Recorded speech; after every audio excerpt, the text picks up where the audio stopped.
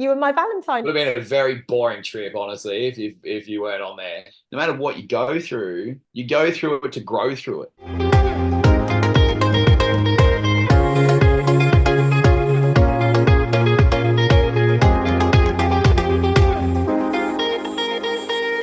Hello and welcome back to my YouTube channel. My name is Lucy Davis and I am joined today by a very, very special guest who, as you can tell by the darkness in the background of his picture, is on the opposite side of the world to me.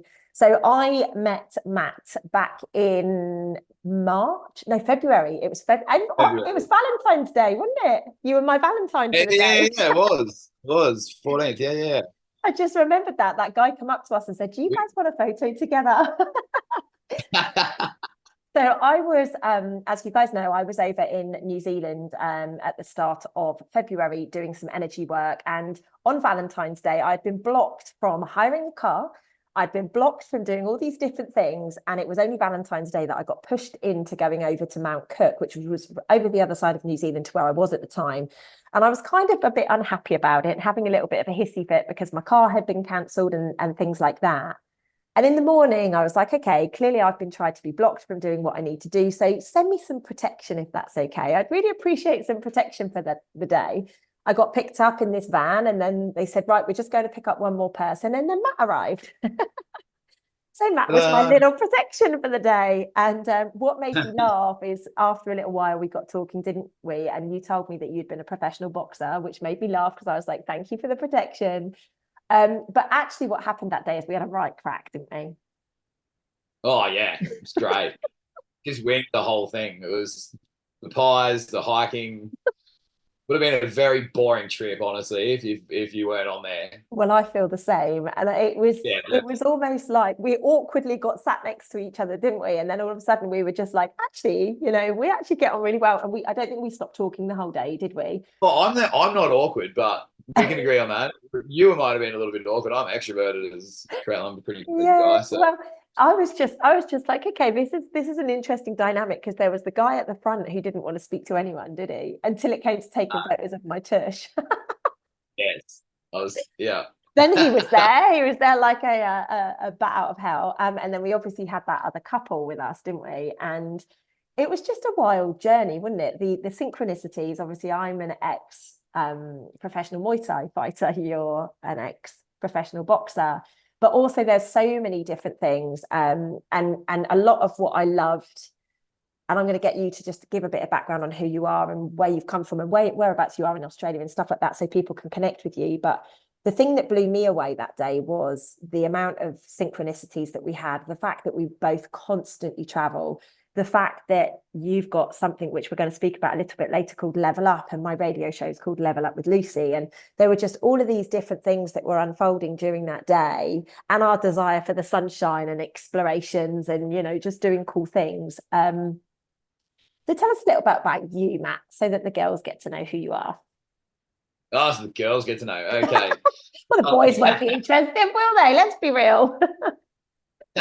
Not till later. When you talk I about can when get you along talk with about both. later, no, I know, but when you Yeah, talk yeah, about yeah. later, they'll be very interested because it's very powerful what you're doing. Yeah, so basically a couple of years ago, I started back into my roof plumbing.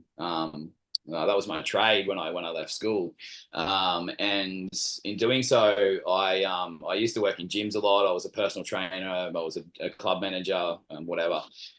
And when I was doing all that sort of stuff, we used to do a lot of outreach, and one of my big things was volunteer work.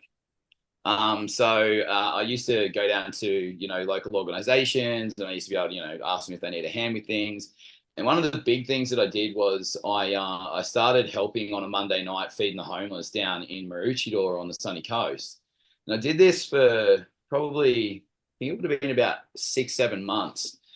But the guy that I was sort of helping, he just seemed like he was a bit rough around the edges. And because I was so like enthusiastic about it, I was like, no, no, no, I want to start something of my own. So I've got this. I got out of the gym work, and then I was like, right. So I started my roofing business, and now 4 years on, my roofing business is MP Roofing Services. So I've changed it over into a company.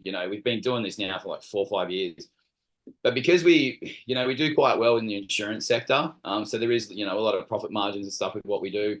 And I, I guess in my younger years, I didn't have, I wasn't spoon fed, I didn't have like a really easy upbringing. I had a broken home, sort of my father was absent basically since I was young. Right. And then I had my mother who suffered from a lot of mental health problems. And one of those, she was clinically diagnosed with bipolar. Wow. So I was kind of in and out of, foster care, and I had all this shit going on.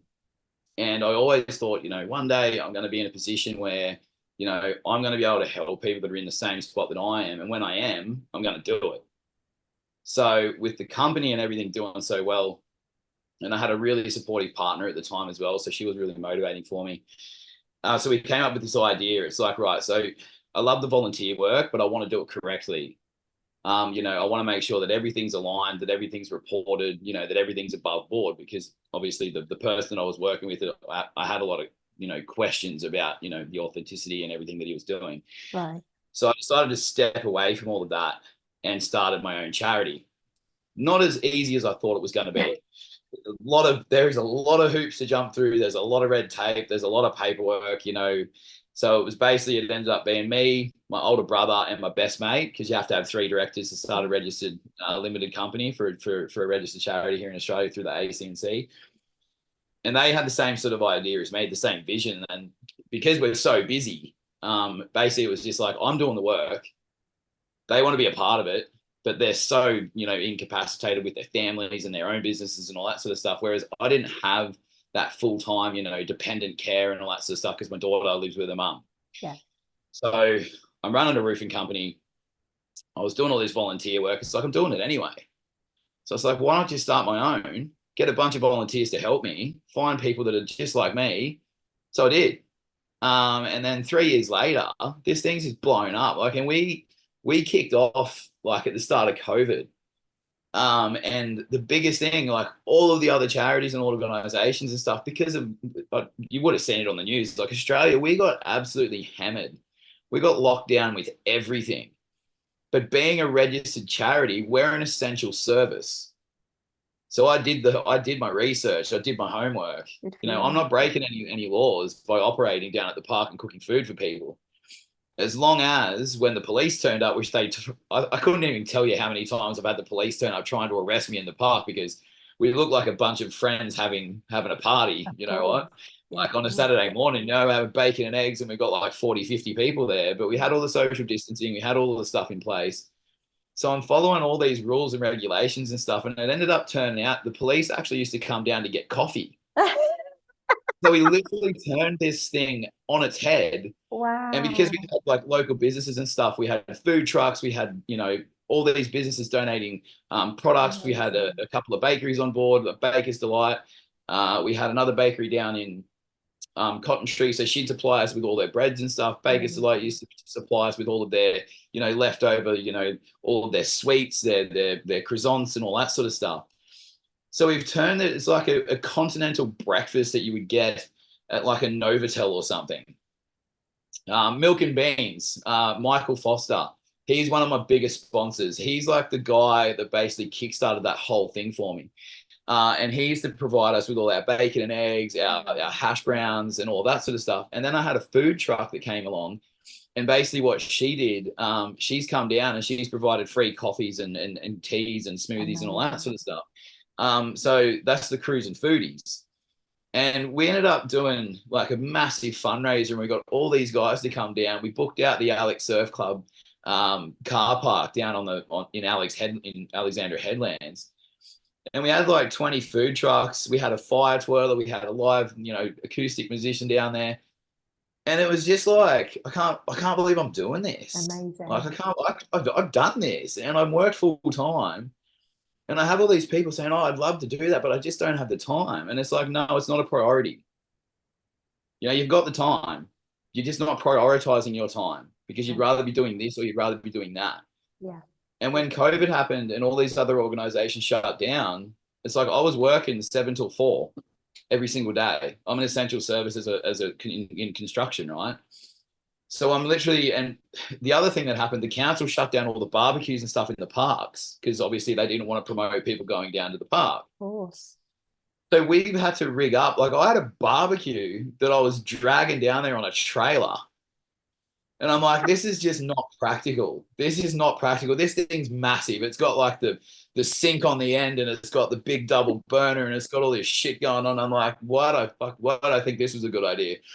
So we ended up just turning it into like a full off-grid camp situation. And I used to drive my Jeep down to the park and park it on the grass Wow. and then set up on the tables where the barbecue areas are, even though the barbecues are now redundant. And yeah, then it just after all that, I think it was like maybe like 4 or 5 days a week. I'm absolutely exhausted from working in the sun every day. I'm going home and I'm prepping all the food and cooking most of it at home on my own cooktop to go down to the park with these massive pots. And all my volunteers would meet me down there, and we'd literally just have to have takeaway because we just have people line up. We give them the food in takeaway containers, which are also donated to us. We Amazing. basically feed them and say, all right, guys, here's your food. Thanks for coming. Have a quick chat with them, check in, whatever. And then off there on their merry way they went. And we did this for months. Wow. And then slowly they started easing the restrictions. And then the IFYS kicked off. And then that became the massive coordinating, like the hub for all of the homeless on the Sunshine Coast. So they coordinate everything. They do all of the emergency housing, the DV relocations. The main thing that we do is the kicks for we do kicks for kids, which is like back to school, and we do inclusive kids, which is our foster care Christmas appeal. So last year, so not last year because I was traveling all year. The year before that, we did 240 families. Wow. 240 families, Oh, it's food so hampers, toys, everything. And when we do food hampers, I think of Christmas as ham, pasta salad, all the bakes, all of the meats, all the stuff. Don't know how I pulled that off, but we did. So we pick, wow. maybe 20 families that had like, 4 or 5 kids or whatever. And the ones that registered with us, we'd always investigate it. We'd always do some background and I'd go and visit them and talk to them about the situation, assess what's going on. Because a lot of people are dishonest as well. Uh, And we cross-checked our registers with other local organizations because you might get one family that registers just with you, but there's other families that will register with every single charity in the um, area.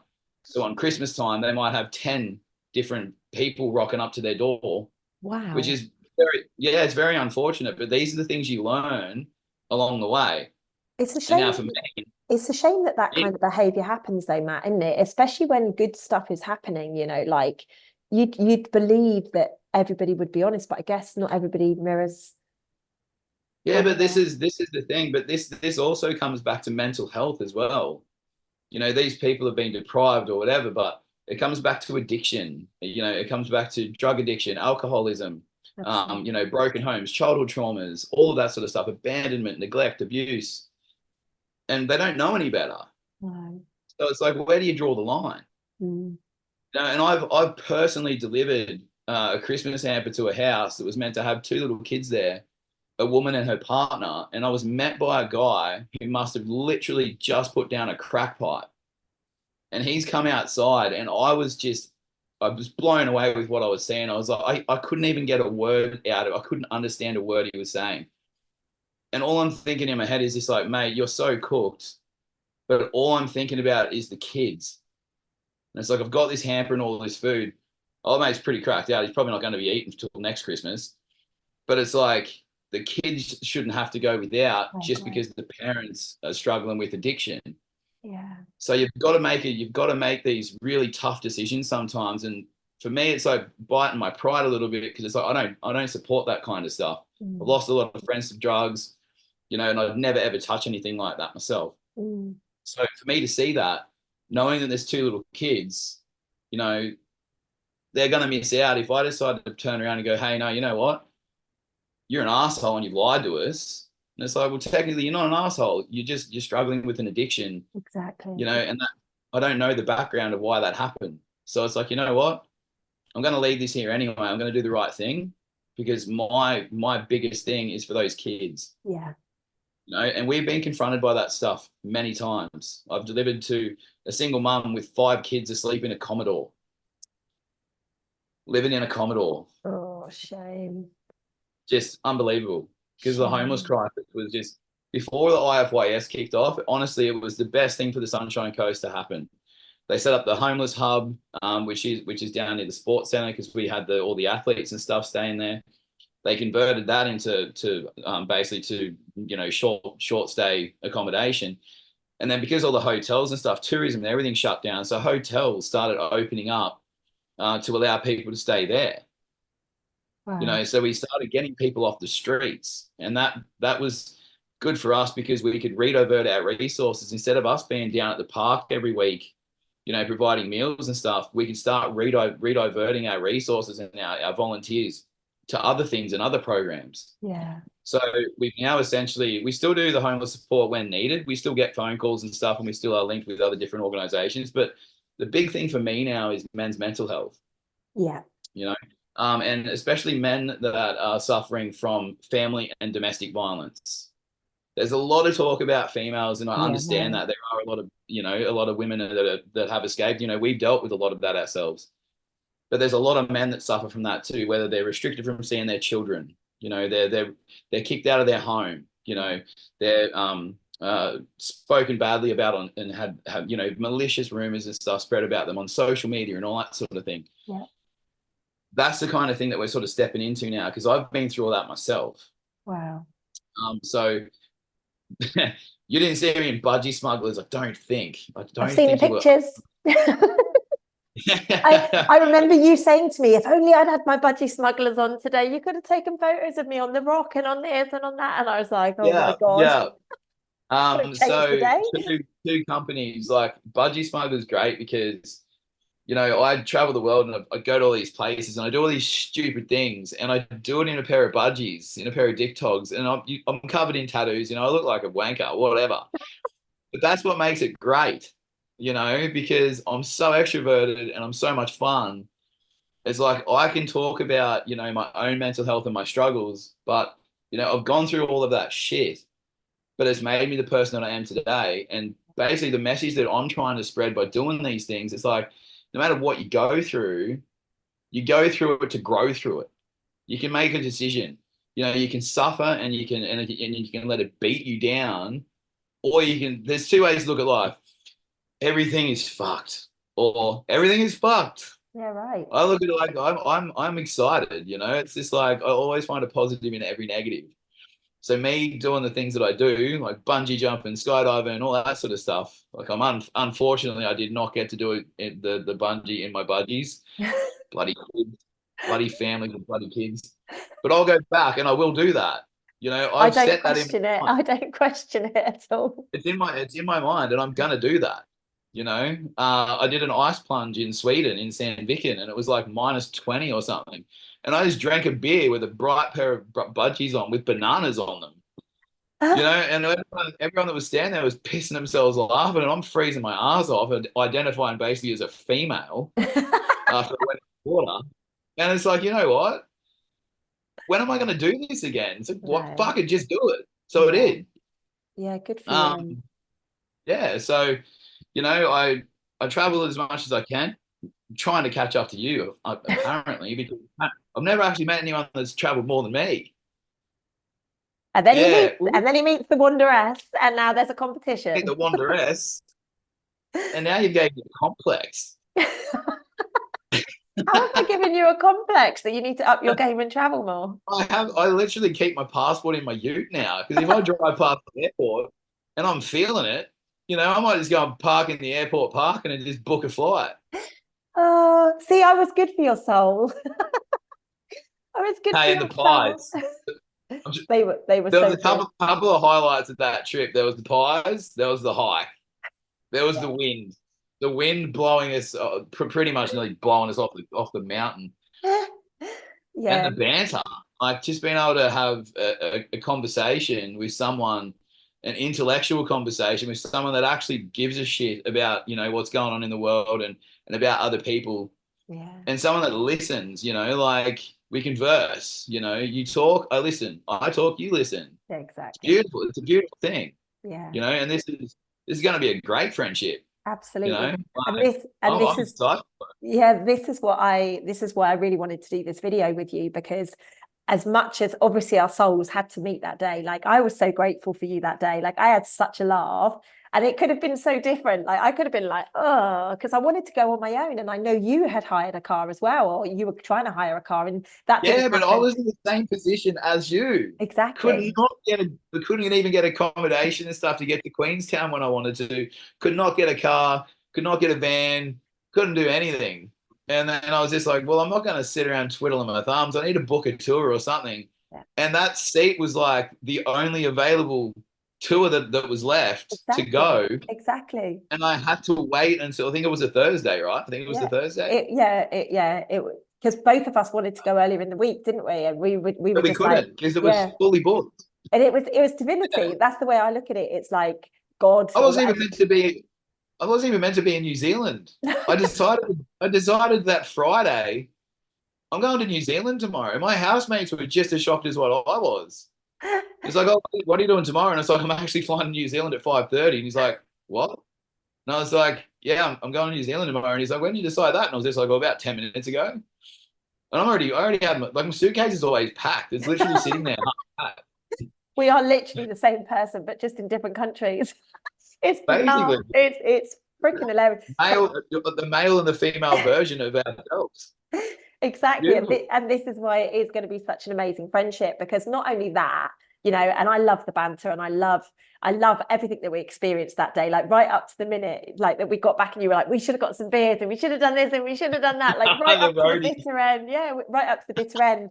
But it's everything that you've spoken about today on this video that makes my soul realize why we had to connect. The traumas that you went through with your mum, the mental health side of things with regards to your daughter. Like, it's so important to have such a masculine man, like you're a proper alpha male, and being open and vulnerable about that, because there are so many people out there that think they have to hide this stuff. And this is like one of the main drivers. Like, don't get me wrong, I think the homeless stuff that you're doing and everything is phenomenal. And this is why I'm sharing it with my community, because I've got a big following in Australia.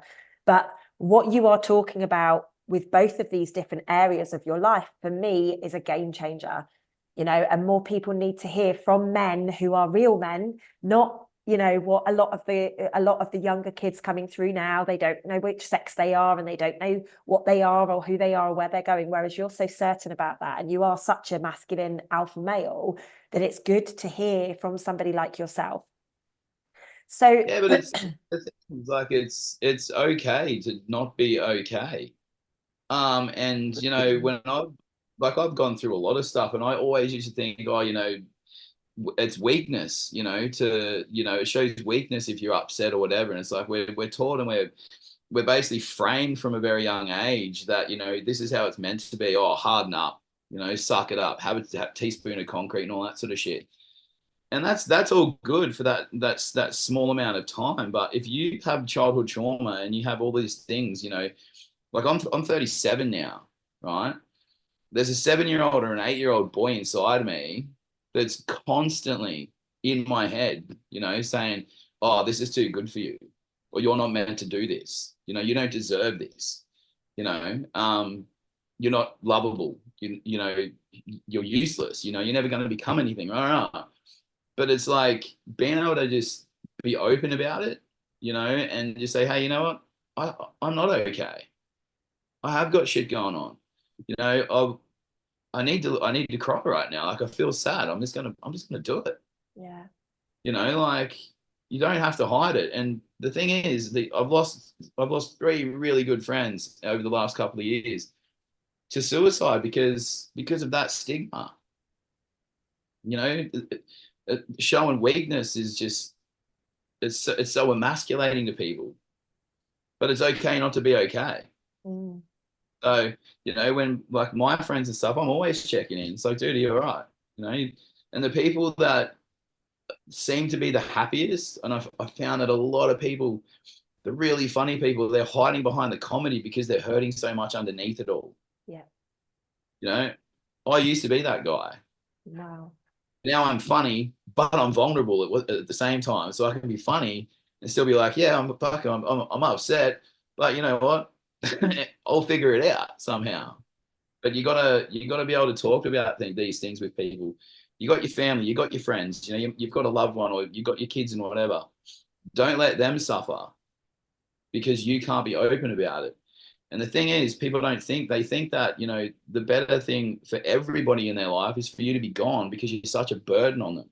Mm. But those people that we've lost, like the last friend that I lost, I've got a picture of his funeral on my wall, a canvas. There's like 150 people there that were crying their eyes out that day, but he thought it's better for him not to be here.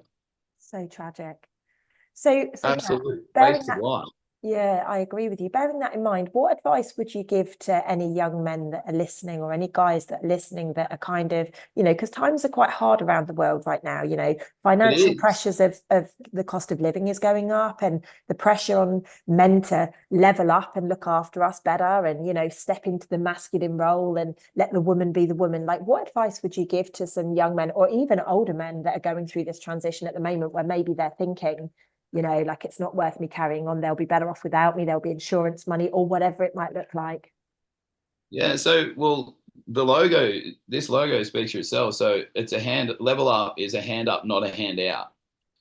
So basically, what we're trying to do, and I think this is going to be a big push for me over the next year or two, is starting a program that is going to be able to empower men to be able to have those tools, and have those the ability to be able to reach out to certain people and certain groups and connect these people that can actually sit with them, and really unpack these things. Psychology is probably, well, not probably, it is the best thing I've ever done in my life. Going and speaking to a psychologist and actually saying, hey, look, you know what? I don't feel okay. I have all these thoughts in my head. You know, I feel like I'm not good enough. Like I lost my mum last year. She passed away. When was that? In June.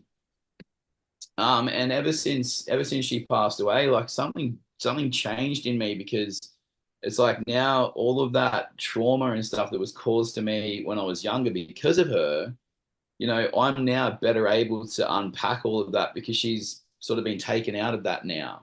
I don't have the constant reminders with the phone calls and the messages and all that sort of thing. And it might sound bad to some people, but for me, myself, for what that woman put us through, and it's not just me, it's my siblings as well. My life would have been a lot different had she not been in it, or if she had done better, you know? And I So think for that's a anyone really, that's in go the on. same sort of position. Yeah, if anyone's in the same sort of position, and you've been through all of this stuff, it's just reach out to someone that's qualified to actually help you unpack that.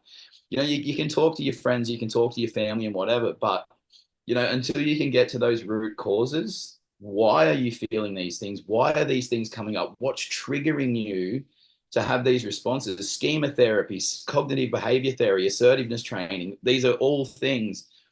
Assertiveness training and cognitive behavior therapy should be in the curriculum in schools.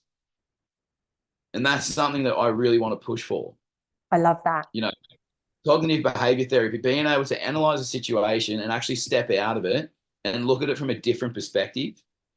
And then having assertiveness training, whether you've got passive and aggressiveness. But a lot of people don't have a middle. And if you can go from passive to being assertive, so you're passive and you're letting people walk all over you when your needs aren't being met. So you're self-sacrificing, and it carries and it just keeps going and going and going.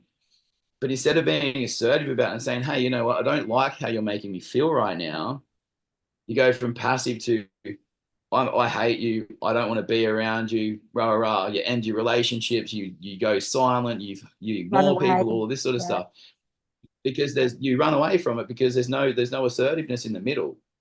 So yeah, cognitive behavior therapy and assertiveness training, definitely two of the best things I've ever done. And just being able to sit down with a qualified therapist to really go through that. Like I'm now that with my mum passing last year, I've just booked in to see a specialized childhood trauma therapist. Good for you. So I can really, really get back to those root causes. At 37 years old, I'm still doing the work Yeah, yeah. and I can only get better. and I still make mistakes, you know. I have things that trigger me. Like I've had relationships and stuff that have come up over the last couple of years, and because I've been single and I've been so independent, I've been terrified of all that stuff. And you think you've done the psychology and everything. You think, oh, I'm healed, but you're single, so you've got no one that are Of course actually you feel drawing that these you triggers out of you. exactly. And then as soon as you're with someone again, oh wow, isn't it a roller coaster? And you're just like, I've learned about all of this stuff, but now I have to actually face it again. And your stomach's in knots and your head's ticking over. And you're laying awake till 4 a.m. and you're like, oh my God. And you're just like, all right, go back to what you were taught. Read the books again. Get grounded in your senses. Do all the stuff you've been taught, and concentrate on your breath work and all that sort of stuff. And you can pull yourself out of it, but mate, it takes some strength. Yeah. And it takes practice and consistency. And that's the biggest thing. You can't just go and see a psychologist for 6 weeks and go, oh my God, I'm so much better now. I'm healed. Hell no. It needs to Exactly. be constant. It just has to be a consistent effort over and over and over. I don't know if I'll ever stop. Like, I don't know. No, I don't. I But don't think we do. I don't think we do. I think it's literally a day-to-day lifestyle change that we have to make.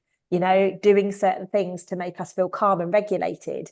I love that you yeah, are so passionate about getting these kind of tools into schools, though, because that's my passion, is to create a safe space for yeah, children to learn how to regulate their emotions from a very young age and be able to say no and that be okay, rather than no, I can't do that today because this has happened. You know, all of the excuses that we make, because this is why as adults we get into those spins and we get so into our heads. And I mm. honestly, Matt, I love your passion with this stuff. I really do, and I support it wholeheartedly. I know I'm over the other side of the world to you, but I'm such Hey, a that's a flight can change all that, that's mate. only in this moment. I'll be over with you soon. But Hey, not if I see you first. You never I know. know, right? I know you're coming over to Europe, aren't you? So chances are Yeah, I will be back. I we'll will be back probably very cross soon. at some point anyway. But I do definitely think that we will be doing some sort of trip at some point, some crazy shit, no doubt, because we are like, Oh, there has to be, mate. There's no way that there's just going to be a little once-off meeting in New Zealand of all places. I was never meant to be there. So there's so many things that align for me to actually be in that situation, and yeah, it's all spontaneous, but it aligns me with people. And this is the thing, I wing everything. yeah, same. It's like fake it till you make it, whatever. You know? What's your plans? I have no idea. What are you doing tomorrow? I have no idea. But then tomorrow's epic because I just go and find something epic to do. And that's just my life. The universe It's like, brought two very interesting souls together that day that we met. yeah, it's like ask me about my life, and it's like organized chaos. Well, There's you a method to the madness, but it just works. yeah, you carry it well, and obviously you've become very successful in not only your business, but with your boxing and also this mental health stuff that you're doing with the men. And I just think it's really inspirational, and I really felt that everybody needed to hear your message, because there are so many people out there that make excuses. I don't have time, or I'm too busy, or I've got this, or I've got that. But I think you've just blown that out of the water for absolutely everybody Prioritize. today. Exactly. It's not. It's not that I don't have time. It's you're not. This or you are not a priority to me. Exactly. That's it. Exactly. It just changed the whole. Just change the perspective. I don't have time.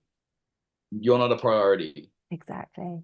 Exactly. That's And it. if we're honest with ourselves in that sense, then all of the nonsense in our mind disappears as well. But how many times, if somebody said, oh, that's not a priority right now, how many times would the person then be like, oh, I feel so guilty for saying that. I shouldn't, because we've just been taught But we to have just to have you have to have personal boundaries, and your needs have to be met, because exactly. otherwise you are self-sacrificing, and that is a trauma response. And that then leads to the emotional trauma responses of anger and hurt and shouting, or abusiveness and things like that, right? So it's just Going internal, all of that stuff. it's such a But cycle. if you set your boundaries and you stay strong to that, people around you will respect you more, I agree. because you're not just going to let someone walk all over you. It's like, hey, you know what? I don't want to do that today. I don't feel like going anywhere today. Today, you know what? I just want to lay in bed and watch movies and eat Tim Tams and whatever, do whatever the fuck I want. You know, I don't want to go for a hike today. I don't want to get up early. I want to sleep in. Yeah, You're allowed to do that. It's your life. exactly. If people can't respect your boundaries, well then why are they in your life in the first place? Exactly. You're meant And to build each other up, you know, you're meant to exactly, support each other. exactly. And the only people that prey on people that have no boundaries are those that benefit from you having no boundaries. And that's Yeah, about, exactly. having respect for yourself, knowing yourself and Yeah. loving yourself enough to say, hey, hang on a minute, like I need this time for myself. I need to be present with me right now, or I need to invest in this right now. So I think you've shared some gold. I hope so. You have, for sure. And so, Matt, if people want to follow you, like, or want to find you, or want to help, or offer some sort of help, whether that's financial or whatever, with regards to your charities, what's the best way to do that? I'm really shit with my social media. I have to be honest with my pages and stuff. Level Up Foundation is my that's my page for my Instagram. Okay. But levelupfoundation.org.au, that's the website. That's got all our stuff on there. Perfect. Um, if you want to volunteer, if you just want to get in touch, if you just want to send us an email, if you want to have a chat, you know, we've got a lot of people that we can put you in contact with as well. You know, I'm always open for a conversation. I speak to strangers all the time. I always get people sending me weird messages, not like, you know, Indians asking for feet pictures on Facebook, but I'll get people that message me, you know, saying, hey, look, I'm in a bit of a spot right now. Is there any places that you can put me into contact with, or can you give us a hand with this and rah, rah? You know, so for Amazing. me, it's just, you know, especially for young men and men like myself, if there's anyone out there like that that just wants to have a conversation, Matt Phillips _ that's my Instagram. Perfect. So what I'll Drop do, me a Matt, message. yeah, what I'll do, Matt, if it's okay with you, is I'll pop your social media and your website on the description of this video. And then hopefully people will either follow you and support, or reach out, or whatever needs to be done. But I think it's a really important message that you've got. And it's been amazing to speak to you again.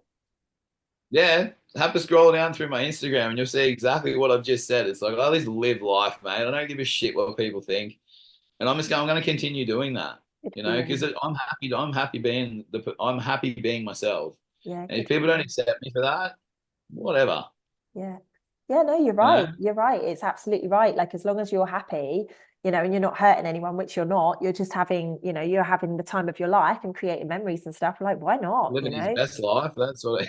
I know. Listen, I resonate with it all. As Hey, you know, we're two peas in a pod. planted the stamps in those passports, baby. Yeah, absolutely. Well, look, listen, thank you so much for doing this morning. I really appreciate it. And we're going to have to organize a trip, my friend.